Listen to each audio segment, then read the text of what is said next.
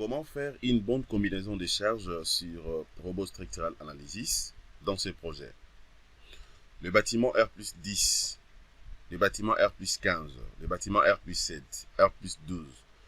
Est-ce que la méthode de combinaison reste la même ou bien il y a d'autres alternatives que l'ingénieur est censé de tenir compte pour bien faire la combinaison? Nous allons donc travailler ensemble avec vous dans ce projet, un bâtiment R plus 7-D. Après avoir combiné notre bâtiment, et puis nous allons directement passer à ce qu'on appelle les maillages. Donc on commence d'abord par la combinaison. Dès qu'on finit de faire la combinaison, nous allons également voir ensemble avec vous comment faire donc le maillage des panneaux, mais aussi de nos voiles ici.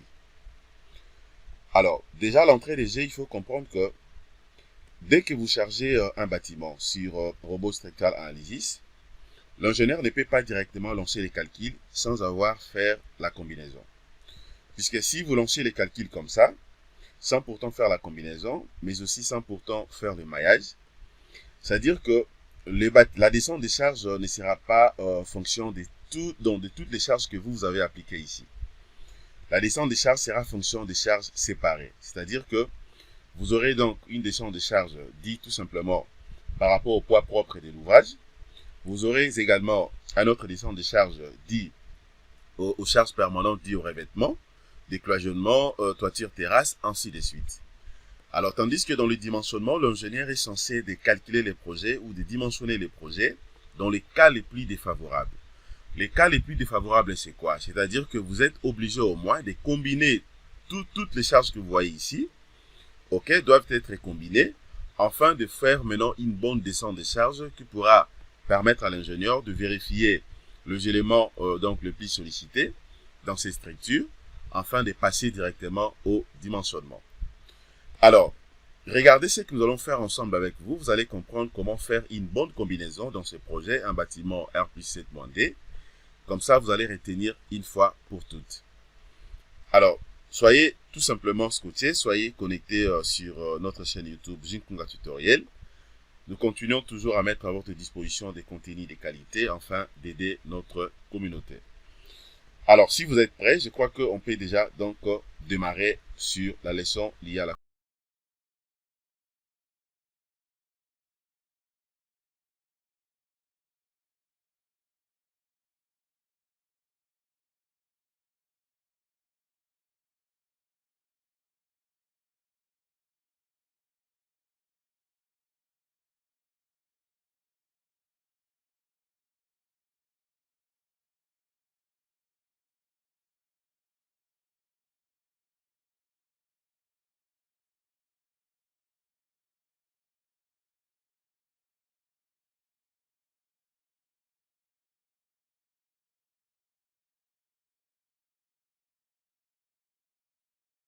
Salut tout le monde.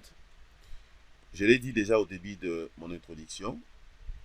Nous allons donc faire la combinaison de ces projets ensemble avec vous. Alors, là je clique d'abord ici pour vérifier tout ce que j'ai inséré comme charge dans ce projet. Alors, comprenez que à ce niveau ici, je vais faire deux types de combinaisons. Je vais faire premièrement ce qu'on appelle la combinaison automatique. Ok?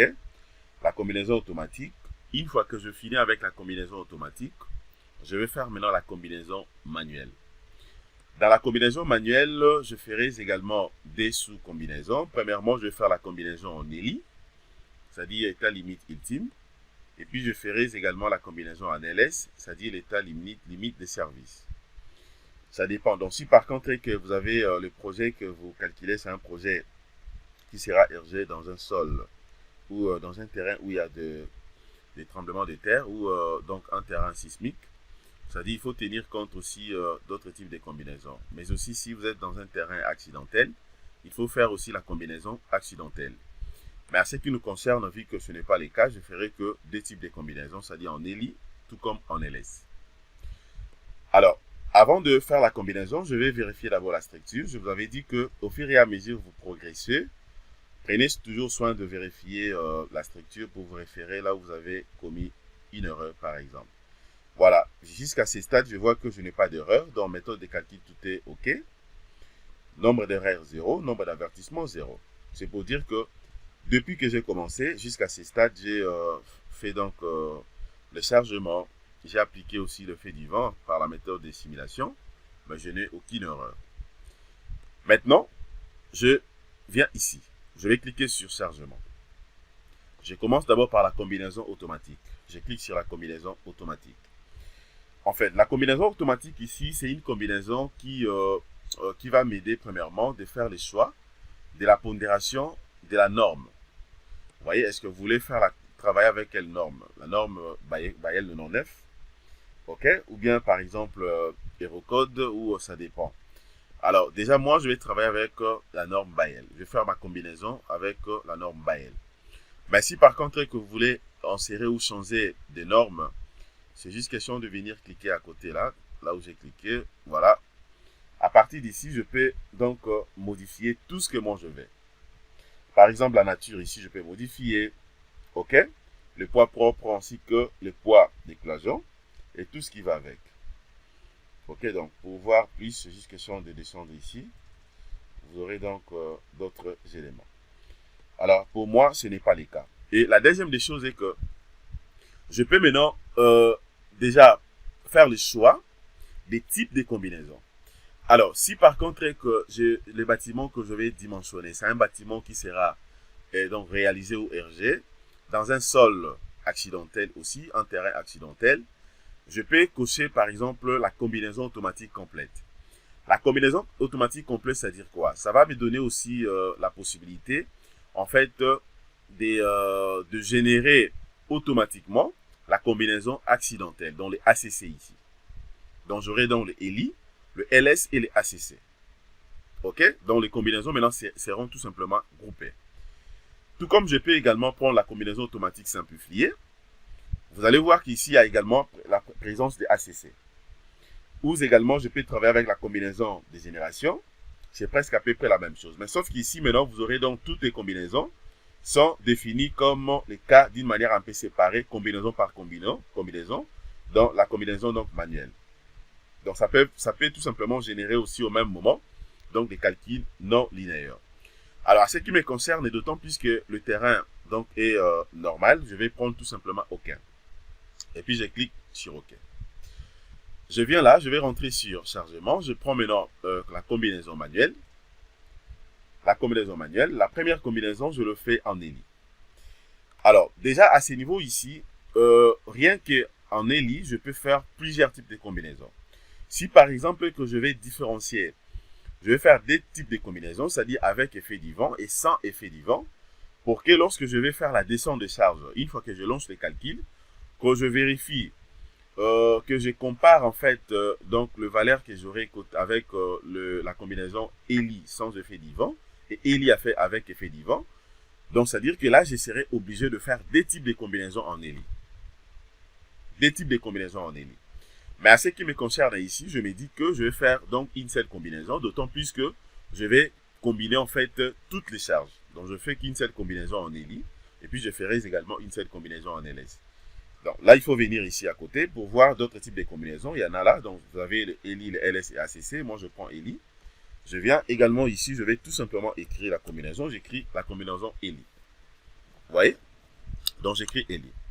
Alors, là, ça dépend. Je peux même j'écris soit ELI plus vent. Ok, c'est pour dire que la combinaison que moi, je suis en train de faire ici, c'est une combinaison dans sa globalité, y compris aussi la simulation du vent. Raison pour laquelle je mis ELI plus vent. Voilà. Et puis, je peux cliquer directement sur OK. Dès que je viens sur paramètres, je vérifie par exemple le type de combinaison. Ok, donc type de combinaison sismique ici. Voilà, ce qui me concerne, c'est comme j'avais dit au début. Pour mon cas ici, donc il n'y a pas la sismicité du terrain. Donc, je clique sur annuler. Je clique maintenant sur OK. Et puis, je vais patienter. Il y a un tableau qui apparaît. Voilà. Dès que j'ai ce tableau, eh ben, je peux que venir ici, j'envoie maintenant donc toutes les charges. Vous voyez, donc j'envoie tous les cas des charges. Vous voyez, déjà, vous voyez très bien les coefficients sont là. Vous avez les coefficients et permanentes, les 1.35, les coefficients d'exploitation, les 1.50, et à ce qui concerne maintenant le fait du vent, les 1.80. Donc, je vais combiner les tout au même moment en ELI, donc plus effet du vent. Je clique sur appliquer, j'applique. Ok, déjà là, c'est bon. Et puis maintenant, comme je finis avec la combinaison en ELI, ben, je vais faire aussi la combinaison en LS. Pour faire maintenant la combinaison en LS aussi, c'est sympa. Donc, je vais revenir tout simplement sur Nouvelle. Je clique sur Nouvelle. Voilà, vous avez la combinaison en ELI. Maintenant, je vais changer. Je prends donc LS. Je prends LS. Voilà, je mets également, donc, bon, je peux tout simplement copier la nomenclature que j'avais. Cette fois-ci, j'aurai maintenant LS plus vent. Et puis, je clique également sur OK. Voilà, je vais envoyer les tout. Et je suis obligé de faire retourner, de rappeler dans la combinaison ELI plus vent, puisque je ne peux pas donc combiner une combinaison dans une autre combinaison. Donc, je remets d'abord ça. Voilà, regardez les coefficients en LS ici, c'est 1, 1, 1 partout. Et puis, là également, je peux appliquer. J'applique. Donc, jusque-là, je n'ai pas de problème, c'est bon. Si par contre, que je vais définir d'autres types de combinaisons, eh bien, je peux tout simplement rentrer ici. Je viens, je prends soit ACC. OK? Alors, comme je l'ai dit, donc, le terrain est normal. Donc, je vais refuser ça. Et puis, je ferme. Donc là, je viens de terminer avec la combinaison. Si je vais voir donc la combinaison, les deux combinaisons que je viens de faire, c'est juste question de venir ici. Je prends par exemple la combinaison en ELI plus vent. Je clique ici. Voilà, dès que je clique, voilà, ça me donne directement la combinaison ELI plus vent. Ça dit j'ai tout combiné. Vous voyez, donc tout est là combiné. Voilà, je peux vérifier aussi la combinaison en LS. Voilà, LS aussi est là. Donc, c'est pour dire que je viens de bien faire la combinaison. OK? Donc, jusque-là, il n'y a pas de problème. Donc, voilà déjà ce que je voulais vous montrer à ce qui concerne la combinaison. Comprenez seulement qu'il y a plusieurs types de combinaisons, mais ça dépend de la manière dont vous travaillez. Ça dépend aussi de la complexité de votre projet. OK? Voilà, donc c'est comme ça que vous serez en mesure de faire la combinaison de vos projets. Voilà ce que je voulais vous montrer, mes chers amis. Abonnez-vous massivement sur notre chaîne YouTube. Les contenus de qualité vont donc tomber encore dans les jours qui viennent. Passez une excellente journée. Au revoir.